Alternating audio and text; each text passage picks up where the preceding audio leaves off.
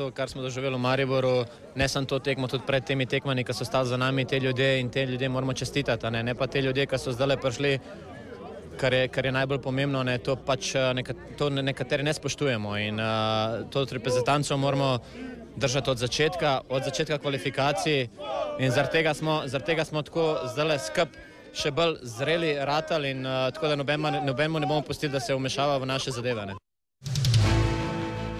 Ko premierja soočimo zaušnico vladi... Se vam ne zdi, da so kritični, da je to zaušnica na nek način?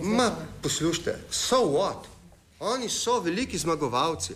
So what? A prav njihovo zmago 18. novembra je Pahor s snemanjem loščenja Kopački izkoristil za lastno promocijo, a Pahor razlaga ozadje pohoda po zmagovalni slačilnici. V Moskvi niso fantje imeli nič proti. In jaz sem šel tja zato, ker nisem želel ponoviti zgodbe iz San Marina, ker so mi zamerili, da nisem šel po tekmi. Ker se je zdelo, da nisem šel tja zato, ker se nismo uvrstili na svetovno prvenstvo. Tako je euforiji z dvignjenimi rokami podlegel tudi sam. Veselil se je s polnim stadionom, razlaga. Zato se na koncu vendarle omehča. Mogoče bi tisti hip mogel razumeti dejstvo, da se želijo fantje tisti hip še, veseliti sami sabo. In sem razumel, da ko so me znova povabili, sem opravil to, kar sem obljubil, očistil Kopačke. Z velikim veseljem. In tako nogometni del zaključi željami. Vso srečo našim fantom in na kanalu.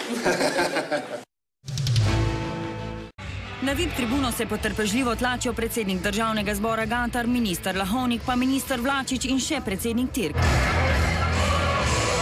Do te tekme skromna politična podpora s tribun se sprevrže v pravo euforijo. Pesti stiska minister Lukšič, premijer Pahor ves čas neutrudljivo ploska.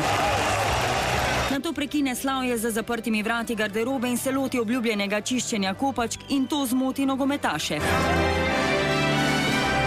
Predsednik države Tirk s čestitkami pohiti že na igrišču, medtem ko fantje odpirajo šampanjec. Jaz vam čestitam za to zgodovinsko zmago, to je stvar, ki nas je naredila za svetovno silo. Nato se med pisce nove nogometne pravljice pomeša še na odru, kjer ljudje čakajo nogometaše, ne predsednika države, ta pa kot kakšen navijaški vodja skandira razgreti množici. Šampioni! Tako na večer nogometa v ospredje namesto zaslužnih športnikov nas žaromete preusmerjajo politiki.